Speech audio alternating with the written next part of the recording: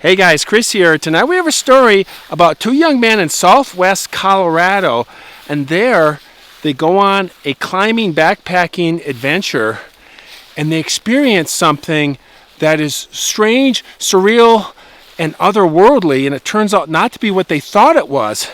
And then shortly after that, they experience something even more frightening that turns out to be real.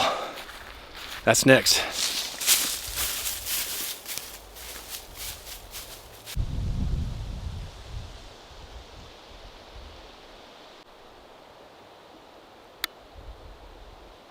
Okay, so I found a nice spot in amongst the aspen trees here, and to go with the aspen trees and to go with me is the Roscoe Beer Company Eagle IPA. It even looks like an aspen tree trunk, or maybe it's a birch tree, but either way, it's a tree.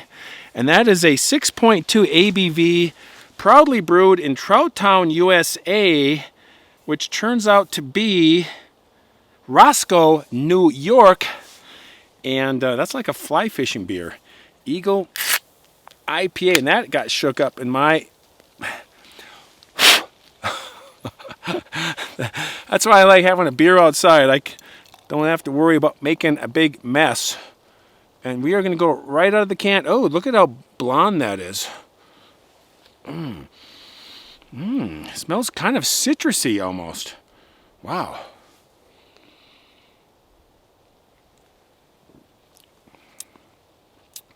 Ooh. Wow, really hoppy. I can really taste the hops in it, and kind of a bitter, smooth finish to it. And it just kind of levels out almost. Really interesting. Wow. Trouttown, USA. It says trout spend about 80% of their day eating. Talk about nature's gluttons. All right, well, cheers to Eagle IPA.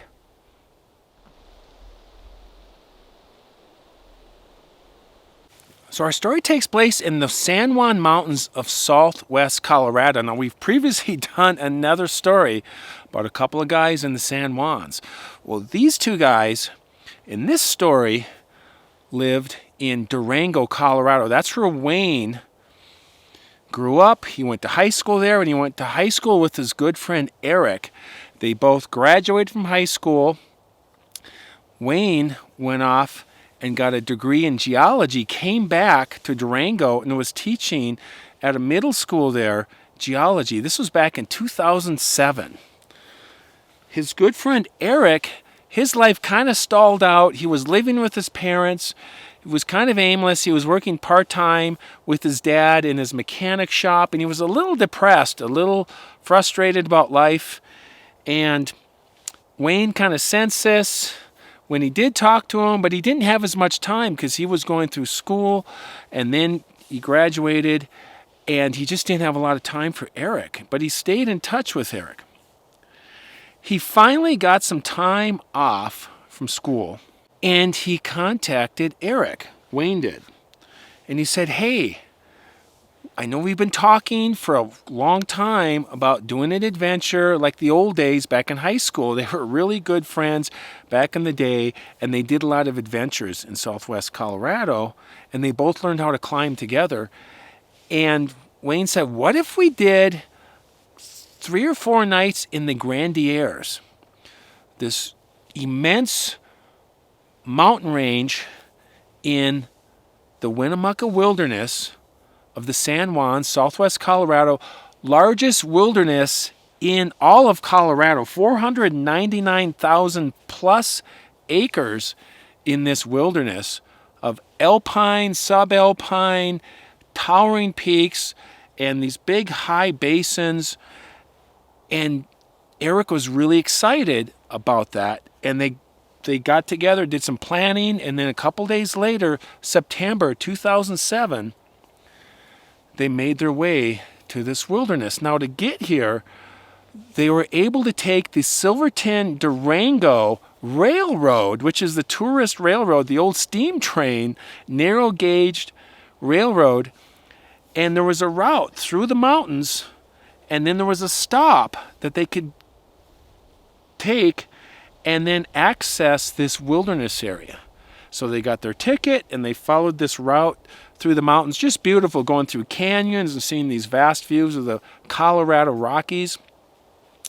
It's late September, having a good time. They're talking to the tourists on the train who was just happy to be there and in the mountains and getting their pictures. And they get to this elk park, and that is where the trailhead was. And the Forest Service had built a bridge over the Arias River, if I pronounce that correctly. It was a pretty raging river going through there, and they built this bridge so they didn't have to deal with that, and they could just go straight into this wilderness, and it's pretty steep getting in there. And also this Silverton Durango Railroad was used in the movie 1969, Butch Cassidy and the Sundance Kid, Robert Redford, Paul Newman, and they had the famous scene where they blew up the car with the safe in it, and that's where Sundance says, "You use enough dynamite, Butch?" And this is money falling out of the sky, and what great movie. But that was the same railroad, and they've used that railroad for other Hollywood movies as well.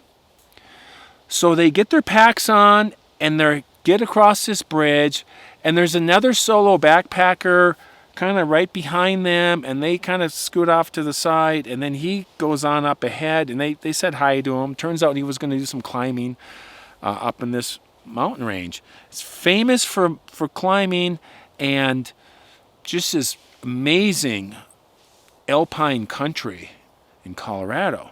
Their goal was to do this Vestal Peak and Arrow Peak, two towering, very Matterhorn-like peaks in the middle of this wilderness. And there's also a Garfield Mountain up there as well. And I climbed a Garfield Mountain in southwest Montana years ago, and we got to the top, me and my friend did, and there's a sign-in metal box under a rock there at the peak, and you can make a comment and put your name and date. And somebody put a little Garfield stuffed toy in there. I always thought that was funny. And whenever I think of Garfield Mountain, I think of the cat versus the president. So they got their packs, and they're moving up through this trail, and it's steeper than they anticipated, and they hadn't climbed in a while and hiked in a while, and they're pretty exhausted, but they're still having a good time. And this is pretty good valley down below, and they're working their way up, and they're going like 5 miles, and it kind of levels out, and there's this beaver ponds up there, and this was a good spot to spend the night. So they set up their tents and had a chicken stir-fry freeze-dried meal and some tea, and the stars came out, and then they saw the moon was coming out, and it was almost a full moon. The next night it was going to be a completely full moon, and just having a great time. They were both really exhausted, and so they went to bed. And then that night, in the middle of the night, Wayne hears an owl hooting off in the distance, and he thought, well, that's really interesting. We're really high up here. It just seems kind of like an odd place for an owl to be living. And owls are usually down in thick forests like I'm in, and there's more mice and ground squirrels and tree squirrels and things that they can eat, and there's just less game as you get up towards the peaks. And he thought that was really weird. Goes back to sleep, and now he hears this owl. It's much closer. In fact, it's so close, it sounds like it's directly over his tent, like just right above him, and it's hooting really loud. Woke him up, and it kind of freaked him out hearing this thing. It's just like right above him. And then after 8-10 minutes, it stops, and he's like, okay, good. I'm going back to sleep. And he fell back asleep. Next day, he wakes up and comes out of the tent, and he's a little groggy, he's a little wore out, his legs are sore, and he sees Eric, and Eric is up, and he's putting his boots on, and he's starting the fire up the stove and get some coffee going. They talk for a minute, and then he turns around and he goes back into his tent to get the rest of his gear for the day and kind of get going. And he notices there's no tree above his tent. And he assumed this owl that was directly over his tent was on a tree or a tree branch, and there was no tree there. And he thought that was really odd, because he swore the sound was like straight up above him.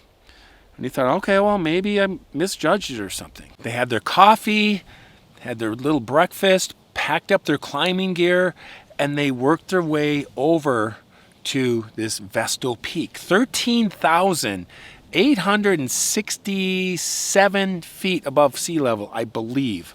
I might be off on the last part of that. Their plan was to hopefully do the Arrow Peak in the same day, but they kind of both knew it's not going to happen. So they just focused on the Vestal Peak. And this Vestal Peak has got this kind of a big ramp that goes up, and there's just this big block that sticks out. And there's this wham ridge that comes off of it. And it's like this steep drop to it. And it's famous for people climbing it, this wall, this wham ridge. They worked their way up, did some climbing, hand over hand, worked their way up. They knew what they were doing. They got to the top of this peak, 13,800, almost 1,400, which is the highest peaks in Colorado, the 14ers. They're at the top, enjoying the amazing view. The weather was perfect, and they're just kind of relaxing, talking about life. And Wayne was trying to encourage Eric about his future and about his life. And in fact, Eric's mom had even called Wayne a few times and said, hey, could you talk to Eric? He's having kind of a hard time. He's not sure what he wants to do, and he's getting frustrated, and we're trying to help him, but we don't know what to do. And so he just brought up some little conversations about life and what you want to do and where you want to go and where you want to be in 5 years, kind of thing. And just trying to be positive and just plant some seeds, not to change them and to fix them and to do anything like that. And it kind of he was cheering up, and he was feeling good, and he was feeling good to be on top of a mountain and finally doing something they talked about for years. And they decided, sun's, at that point, we better get down and get back to camp. And so they worked their way down, went to camp, and they had a beef stroganoff freeze-dried meal and some more tea, and hung around the campfire and watched the sunset. They were both really tired.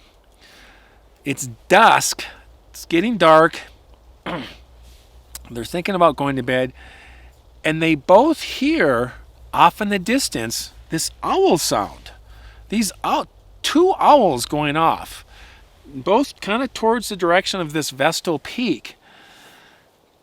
And Wayne asks Eric, what do you think of the owls way up here? Isn't this kind of weird? And Eric thought about it and goes, well, it's possible. I mean, we're hearing them, and maybe there's some game or something.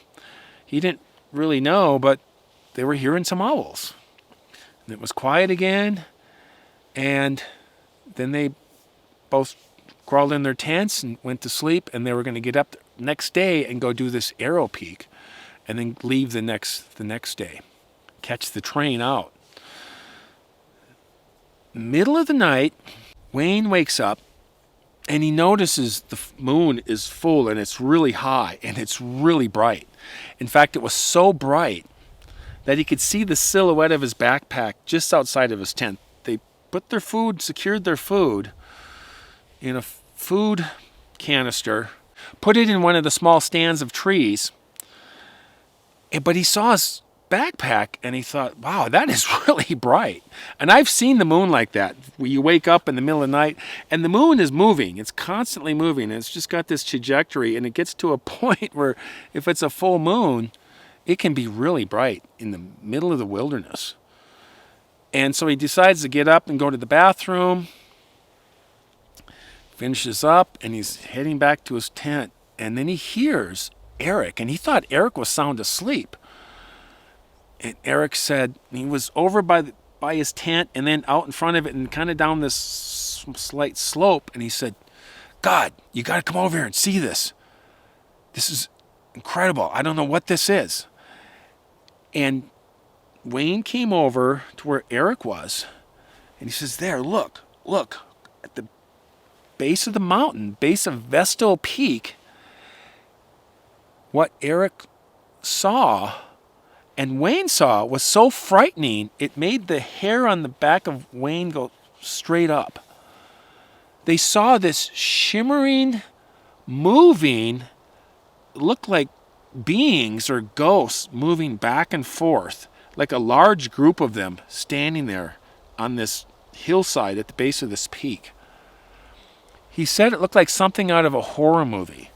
This group of ghost-like beings standing there, moving back and forth. Eric was totally frightened, very upset, and he says, we got to leave. We got to leave now. We got to get out of here. And Wayne was like, dude, we can't. We're over 5-6 miles in, and we can't just leave in the middle of the night and go hiking down these slopes and through the forest and all these things that we came up through. There's no way. We got to stay here. And he's staring at this, and he's like, my God, I don't believe in ghosts, and yet this is so surreal that what I'm looking at. And then he realized, being a geologist, he went, oh my gosh. It made sense. He goes, I think I know what this is. This is quartz. Those are quartz crystals, and the moon was hitting it just right and was creating this movement. And then sure enough, he saw a pattern and to the movement and kind of a rhythm to it. It wasn't like there were strange ghosts moving and coming towards him. It had this repeating pattern. And so he said, Eric, it's quartz and this mica and the sparkles, and it's just, we're seeing something it's a phenomenon that most people on this earth have never seen. And right then, Wayne just felt the adrenaline and the fear just kind of fade out, and just everything started to calm down. And he was kind of relieved, and then they started to enjoy the wonder of what they were looking at. And Eric was finally relaxing as well. And they thought, this is pretty amazing what we're seeing here.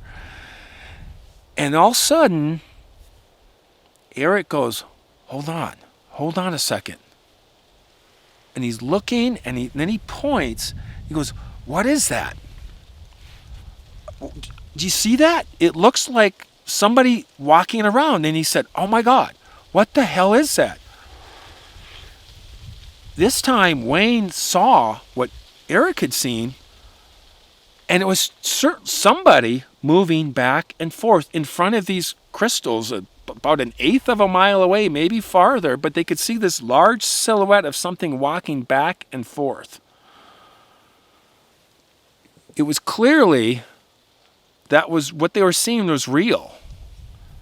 And then they now heard these owl hoots coming from that direction. This deep, raspy owl hooting sound. And this time, Wayne felt, this is really creepy now. This is something completely wrong here. Wayne then asked Eric, what do you think that is? And Eric said, I have no idea. It is definitely not a bear. It was upright, it was walking on 2 feet, it was bipedal, and Eric was really freaking out. And he was deteriorating and getting very negative, very frustrated, and very afraid. And Wayne didn't blame him for the situation they were in and how he was reacting, but he thought, we got to stick together, dude. We got to pull it together and figure this out. Eric wanted to kind of run off into this big alpine area and hide behind a rock or just get away. And Wayne said, no, calm down, slow down. Let's just stay here. Whatever this is already knows we're here, and let's come up with a plan. And so they took turns going into their tents and getting their gear on, their clothes on, and keeping an eye on these things. And then Eric just like he had enough. He goes, I don't know what to do with this. I'm totally freaked out. And he went into his tent and was quiet. And Wayne's sitting there like, you're kidding me. You're kidding me. I'm by myself. Eric, what are you doing? And Eric said, I don't want to deal with this. I'm done. And he just was just shutting down. And so Wayne thought, I'm on my own. I got to figure this out. So he got his headlight on, had the handgun. He was sitting behind this rock watching these two beings that were now frozen and just looked like they're almost like they were staring in their direction. And he realized that the moon was going to go behind the mountain because they were so high and right so close to this mountain that it was just going to block out all the light. And it was going to get very dark very soon. And he thought, I got to come up with a plan. So he looked around and he saw these small stands of trees, kind of like I got behind me here. And he ran over and he started breaking wood off and making these little piles and carrying them over to the camp. And then he pulled some rocks together from their campfire the previous night and set up the fire ready to go. And he didn't want to light it until it was dark. But as soon as it got dark, he had to light it. Sure enough, the moon goes behind the mountain. You can still hear these owl sounds. They're hooting and now almost like they're hollering. Really strange. And then he goes, I got to light the fire. So he lights his fire. He's feeding it slowly.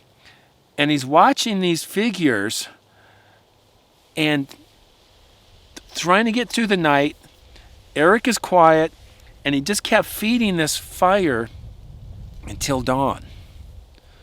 And at some point, he didn't even know when, the figures were gone. He didn't know if they were moving around, checking them out. He didn't know, but they were gone. And then the sun was coming up, and he got through the night without anything happening. Wayne is exhausted, but he got through the night and secured the camp for him and Eric. No further incidents, nothing else. The owl sound stopped. He's exhausted, and he stands up, and he goes, Hey, Eric, get up. We got to go. And Eric didn't respond right away, and he started breaking down his tent. And then he heard Eric moving around, and he remembered the night before. He didn't know what he was hearing, but he thought he heard some voices, like people talking. And it was just such a surreal night. He didn't know if it was real or not. And then a couple minutes later, he hears this voice off in the meadow in this big open basin behind him. And he hears somebody like talking and saying something. He turns around and he sees somebody walking towards him. It turns out it was the climber, the solo climber that got off the train the same time they got off. And he's like, oh, hey, how's it going? What are you doing? And he says, oh my gosh, I'm so glad I found you guys. I had the most horrible, frightening time of my life yesterday. I was hiking, going through the forest. I was going to do the Wham Ridge and do some climbing over there. And something was in the forest following me, like most of the day. And I thought it was a bear, and I didn't know what to do. And it always stayed right in the brush, in the trees, just outside of my view.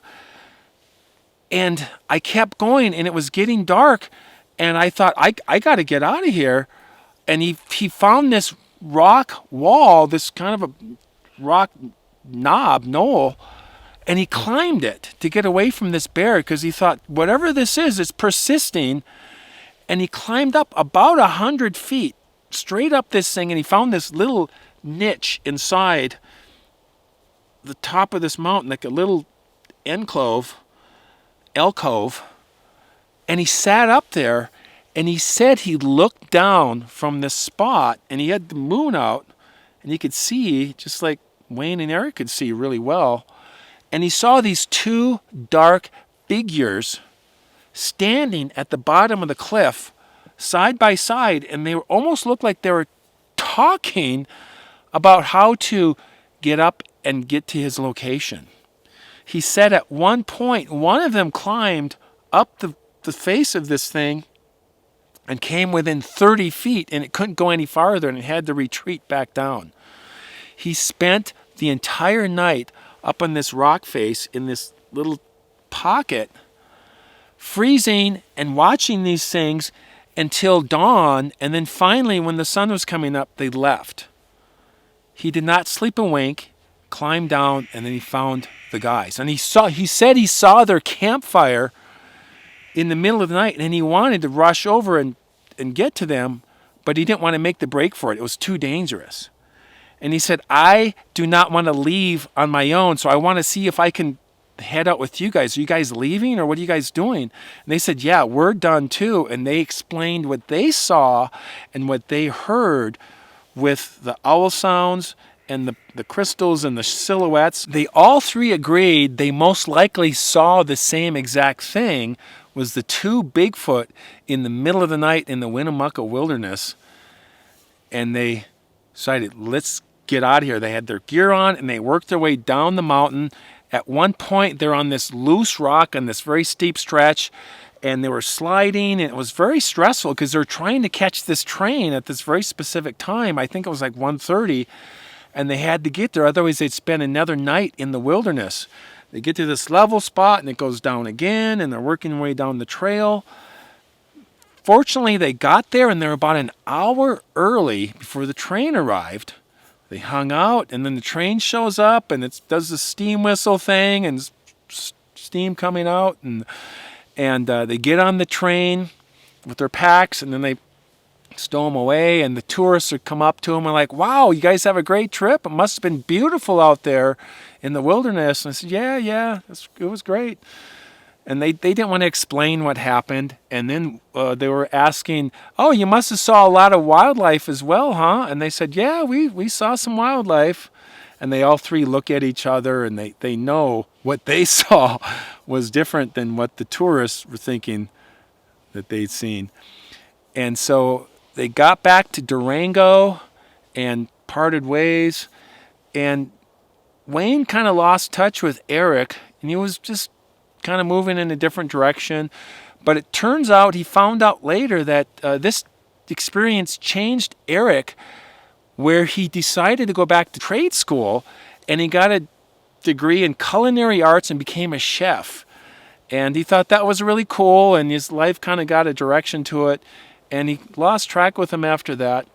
And then this solo climber, they became pretty good friends, and they did several day trips and had a good time doing adventures together, but they never went back to the Grandiers of the San Juan Mountains ever again.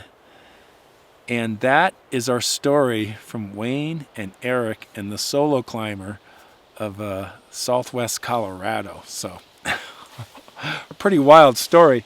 And the sun is going down really fast on me here.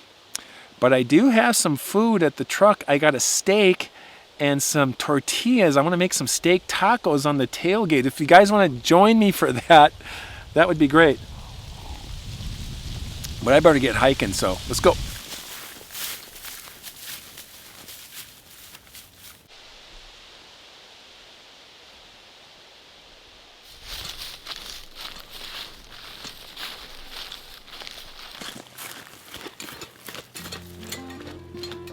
Okay, so here's what we're having tonight.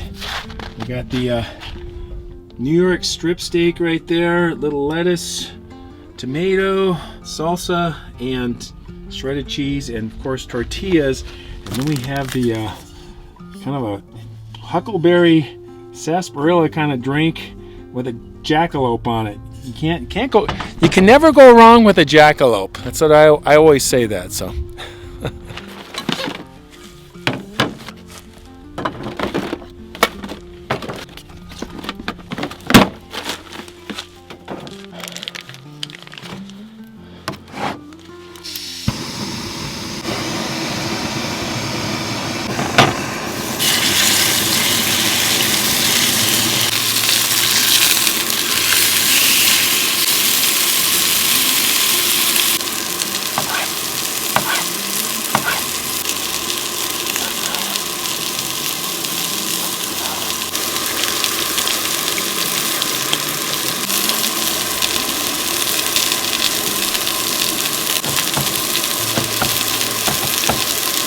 good.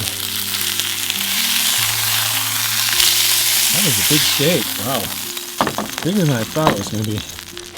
All right, just make some nice taco-sized pieces here.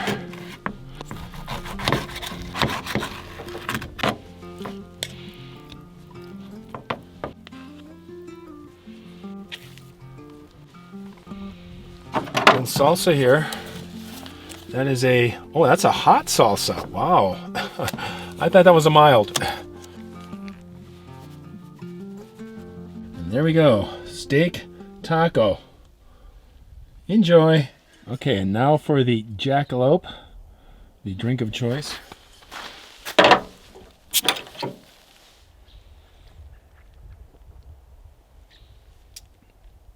That is actually good with the huckleberry. I like that a lot.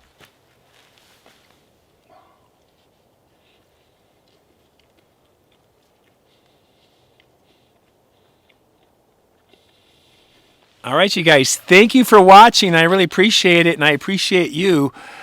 And I want to leave you guys with this.